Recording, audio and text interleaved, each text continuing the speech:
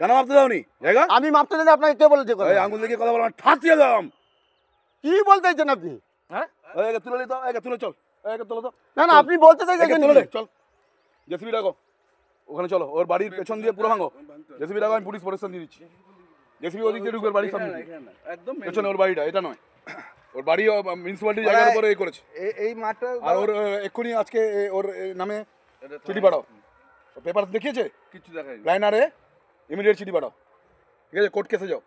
দাদা ওইটা পৌরসভার প্রাচীর করে রাজুদা বলছে আমি করে দিব, আপনি পরে বিল দিবেন, ও রাজুদা প্রাচীর করে দিবে, আপনি অনুমতি দিলে ও করে দিবে। পুকুর কে ব্যবহার করছে? পুকুর নিরারা ব্যবহার করে, মাছ ব্যবহার করবে, মাছ ছেড়েছি। আমার সম্পত্তি পেয়ে গেছিল আমাদের পৌরসভার বলছে খাস ল্যান্ড বিএলআর কাছে ইয়ে করতে হবে।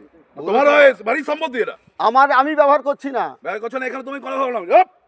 বেরাও এখান থেকে বেরাও। তোমার জায়গা না, এখানে দাঁড়িয়েছো কেন? বেরাও। এটা সর্বসাধারণ জায়গা নয়, এটা আপনি যদি দাঁড়াতে তোমার জায়গা নয় এটা। আপনি যদি দাঁড়াতে পারেন আমিও দাঁড়াতে পারি। কেন কেন মানে? তুমি দাঁড়াতে পারো, একে তো ফাটিয়ে দিতে মনে হচ্ছে একদম। কথাবার্তা ঠিক করে বলো। বেরাও চলো এখান থেকে, বেরাও চলো, রাস্তা থেকে বেরাও।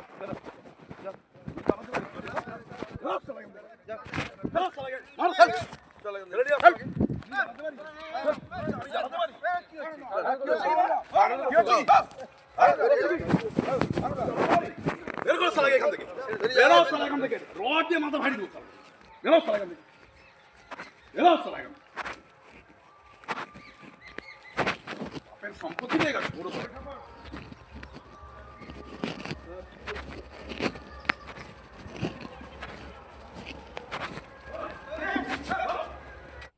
আসলে অশিক্ষা, কুশিক্ষা, রাজনৈতিক মূল্যবোধ না থাকলে এইরকম আচরণ করে। আর কাঁথি মিউনিসিপ্যালিটির চেয়ারম্যান যে এই রকম প্রকাশ্যে আচরণ করছে, মানুষকে মানুষ বলে গণ্য করছে না, এবং মুখের ভাষা, তার প্রধান কারণ কাঁথিবাসী দেখেছে যে পৌরসভা নির্বাচনের সময় প্রায় কোনো ওয়ার্ডে এরা জেতেনি। ভোট লুট করে, মানুষের গণতান্ত্রিক অধিকারকে ধ্বংস করে এরা চেয়ারে এসছে। এদের প্রধানতম লক্ষ্য চুরি, এদের প্রধানতম লক্ষ্য লুটপাট করে নিয়ে যাওয়া। তাই এদের আচরণ কোনো রাজনীতিবিদের মতো নয়, এদের আচরণ কোনো প্রশাসকের মতো নয়।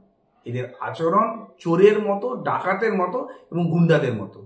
তাই তৃণমূল কংগ্রেসের ওপর থেকে নিচ পর্যন্ত অশিক্ষা যেরকম এদের মজ্জাগত, তাই এই ভদ্র মহামহিমের এই আচরণ দেখে কাঁথিবাসী স্তম্ভিত হয়েছে কোনো কোনো ক্ষেত্রে সত্য, কিন্তু তাদের ভাগ্যে এইরকম অবস্থা আছে এই কারণে, কারণ এটা গণতন্ত্রের ধার ধারে না, শিক্ষার ধার ধারে না, সংস্কৃতির উচিত ধার ধারে না।